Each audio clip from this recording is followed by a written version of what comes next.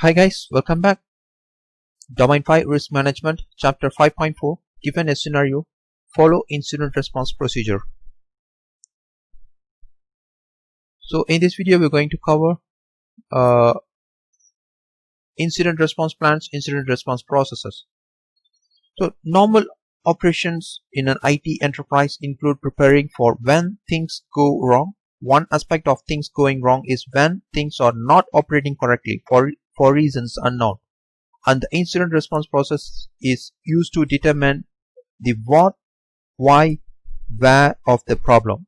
A bigger problem is a disaster, where disaster is the pressing issues as well as a continuity of operations. Each of these situations is one that requires preparations and readiness for the enterprise to navigate all of the complexities of these types of operations. I will post a different video about the disaster so you guys can understand easily. So I'm going to cover only the incident response, so all about the incident response in this video. So incident response plan describes the steps an organization performs in response to any situation determined to be abnormal in the operation of a computer system.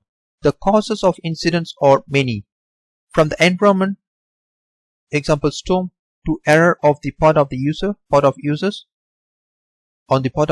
so to unauthorized actions by unauthorized users, to name a few. Although the causes may be many, the result can be classified into classes. A low impact incidents may not result in any significant risk exposure, so no actions other than repairing the broken system is needed. A moderate risk incidents will require greater scrutiny and response efforts, and a high level risk exposure incidents will require the greatest scrutiny and response effort to manage incidents why they occur, and IT needs to create an incident response plan. The incidents, a table of guidelines to assist in determine the level of response. Two major elements play a role in determining the level of response. Information criticality is the primary determinant, and this comes from the data classifications and the quantity of a data involved. The loss of one administrator password is less serious than the loss of all of them, and thus requires a lower less level of response. The second factor is how the incident potentially affect the organization operations. A series of breach, whether the minor or not, indicates a pattern that can have public relations and regulatory issues. So NIST, this is a NIST flow. So how this working, the preparations for the incidents, if there is anything happens, so you need to prepare for that. Detection, how do you analyze detection, and then containment, eradications, and recovery. So if this is a flow, and then post incidents activity. So once it's done, so it goes to the preparations. So it's the definitions of incident response. Incidents, NIST, according to NIST, an occurrences that actually are potential jeopardize the confidentiality, integrity, availability of an information systems, or the information the system process stores or transmit, or that constitutes a violations or imminent threat of violations of security policies, security procedures, or acceptable use policies. The incident response plan. So the documentation of predetermined set of instructions or procedure to detect, response to, limit consequences of malicious cyber attacks against an organization information systems. This computer incidents handling, you can see this is very known, SP 800-61. So provides a guidance on exact element to include. So this is a mission strategy, goals of incident response, senior management approval, approach to incident response, response team communications, metric for measuring response capability and effectiveness, roadmap for maturing response capability, how the incident response program fits into the organization. So this is a ERP, incident response plans. document incident types, definitions, rules, responsibility, cyber incidents, response time, reporting, requirement, escalations, exercise. We will see one by one. So first, the document incidents types, category, definitions. Nature, and then mechanical, accidental, human error, malicious, and then policy violation. So document incident types, category, definitions. So to assist in the plan of incident response and to group the myriad of possible incidents into a manageable set of category. One steps of the incident response planning process is the document of incident types, category, definitions. Documented incident types, category, definition provide planner and responder with a set number of pre-planned scripts that can be applied quickly, minimizing repetitive approval and process flows. Example of how categories are defined include items such as interruptions of services, malicious communications, and data exfiltrations, malware delivery, phishing attacks, and so on. Although this list will be customized to meet the IT needs of each organization. As this is customized to meet the IT needs of the organization, this onus is on the security group to develop the details for the different types of incident response categories and the materials and procedures to be used in each types. Doing this work before an incident is each, as this is no time crunch of the actual incident pushing you at every step.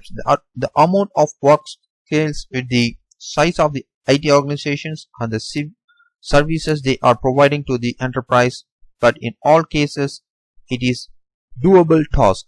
Okay. Rules and responsibilities. So a critical steps in incident response plan process is to define the rule and responsibility. May vary slightly based on the identified category of incident, but defining them before an incident occurs empower the team to perform the necessary tasks during the time sensitive aspect of an incident. Permissions to cut connections, change servers, and start and stop services are common example of an actions that are best defined in advance to prevent time consuming approvals during an actual incidents. There are several specific rules that are unique to all IR teams, the team leaders, the team communicators, and an appropriate bevy of SMEs. The team leaders manages to overall IR process, incident response process. So they need to be a member of management, so they can navigate the corporate chain of command. The team communicator is a spokesperson for the team to all the groups inside and outside the company. IR team members are typically SMEs, and their time is valuable and should be spent on tasks. The team communicator shares this because these members from the time consuming press interview portions as much as possible. So let's move on. Next slide. Cyber incident response team.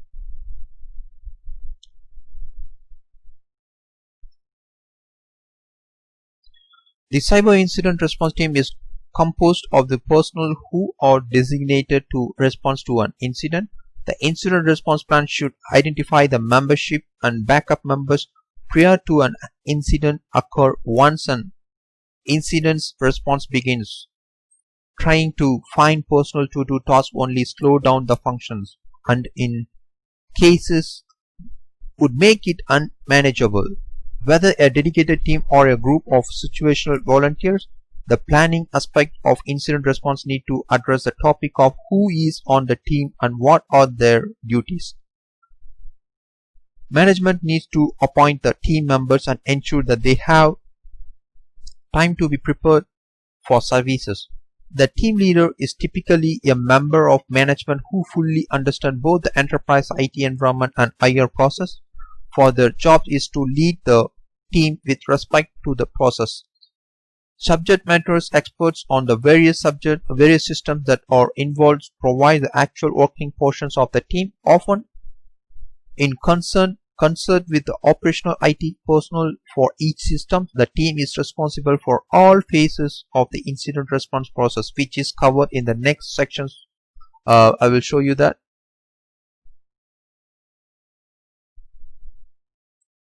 So we'll move on next slide. Reporting requirements, escalations. So planning the desired reporting requirements include escalation steps is an important part of the operational plan for an incident. Who will talk for the incidents and to whom, and what will they say? How does the information flow? Who needs to be involved? When does the issue escalate to higher level of management?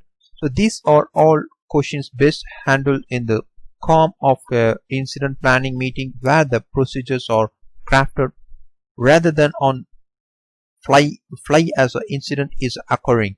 Reporting requirements can refer to industry, regulatory and statutory requirements in addition to internal communications. Understanding the reporting requirements to external entities is part of the responsibility of the communication lead on the team. Having the correct information in the hands of the correct people at the correct time is an essential part of reporting and a prime responsibility of the communication lead on the team. Okay. Excuse me. Testing exercise and training. One really doesn't know how well a plan is crafted until it is tested. Exercise comes in many forms and functions, and doing a tabletop exercise where planning and preparing steps are tested is an important final step in the planning process. Having a process and a team is not enough unless the team has practiced the process on the system of the enterprise. So let's move on the next slide. So IRP, incident response plan. So this is a flow. Last time I showed that NIST. So preparation, identification, containment, eradication, recovery, and lesson. We will see one by one. So incident response, incident preparations. So here, preparation is the phase of incident response that occurs before a specific incident. Preparing includes all the tasks need to be organized and ready to respond to an incident through the use of structured framework coupled with a properly prepared process. Incident response became a manageable task. Without proper preparations, the task can quickly become impossible or intractably expensive. Successful handling of an incident is a direct result of proper preparations. Items done in preparations are things like ensuring the correct data event are being logged, that reporting of potential incident is happening, the people are trained with respect to IR process and their personal responsibilities. Incident detection, identification, analyze. Identifications is the process where a team member suspects that a problem is bigger than an isolated incident and notifies the incident response team for further investigation. An incident is defined as a situation that departs from normal routine operations. Whether an routine operations, or whether an incident is important or not is the first point of decisions as part of the incident response processes. A single failed login is technically an incident, but if it is followed by a correct login, then it is not of any consequences. In fact, this could even be considered as normal, but 10,000 failed attempts on a system, a failure across a large number of accounts, the distinctly difference may be worthy of further investigations. The act of identification is coming to decisions that the information related to the incident is worthy of further investigations by the IR team. Identification can be done by many on the IT team from the help desk to admins, database personnel, in essence anymore who finds something out of the ordinary that may be real problem.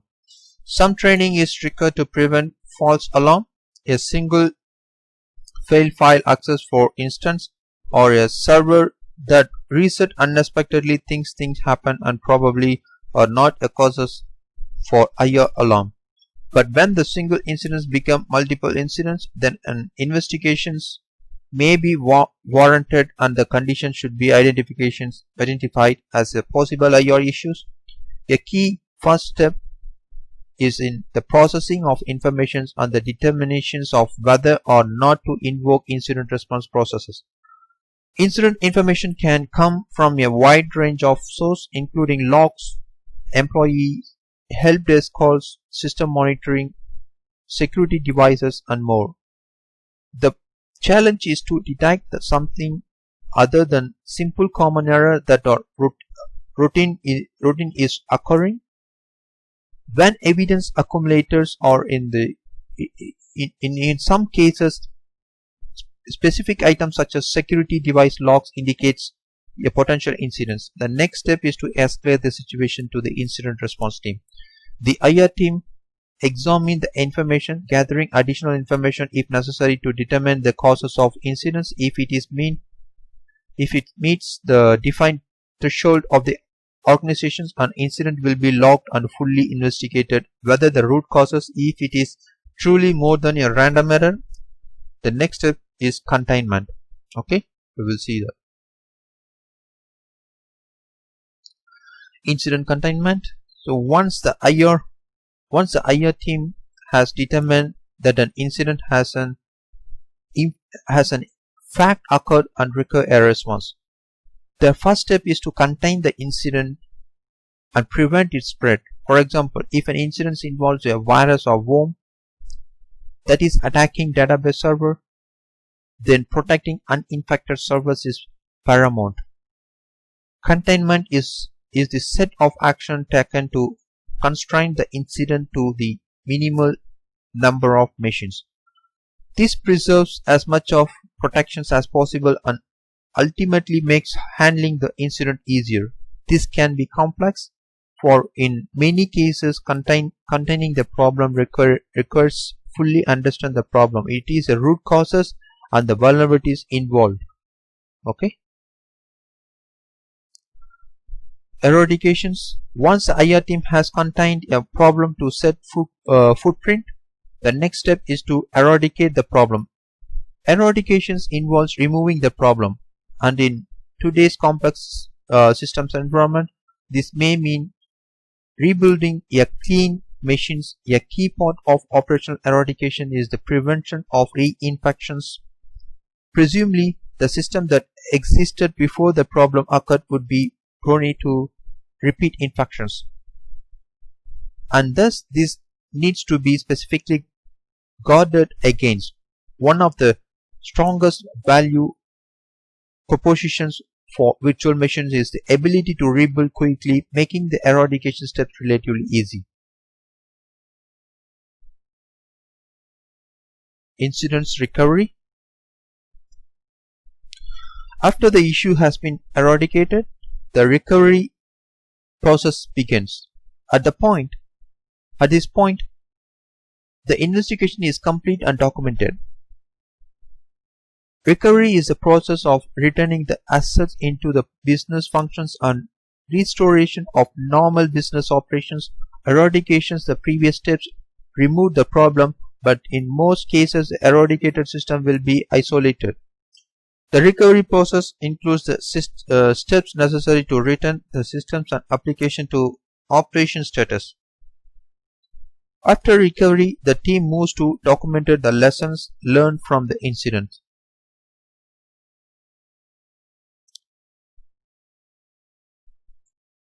Post-incident lesson learned.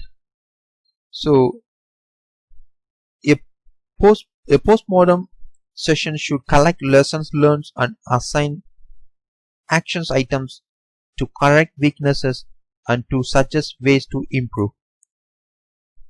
To password a famous quote: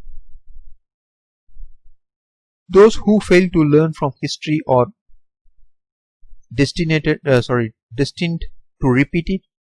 The lesson learned phase serves two distinct purposes. First is to document what went wrong and allow the incident to occur in the first place. Failure to correct this means a sure repeat. Second is examine the incident response process itself. Where did it go well?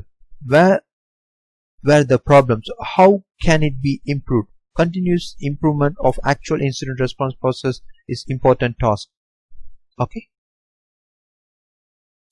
Exam preparations. According to NIST, which is not a list steps in the incident response process? Answer B.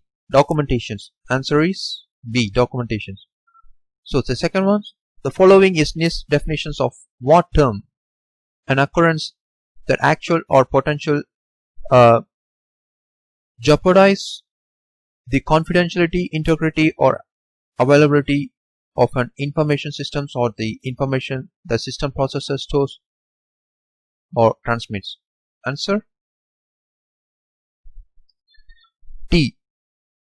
Incident. Answer is D. Incident. Okay, that's it guys for this video. So I will post more video, the practice lab as well. Please subscribe my channel. Press if you haven't subscribed, please subscribe my channel. Press the bell button. Share the video if you like. Have a good day. Bye bye.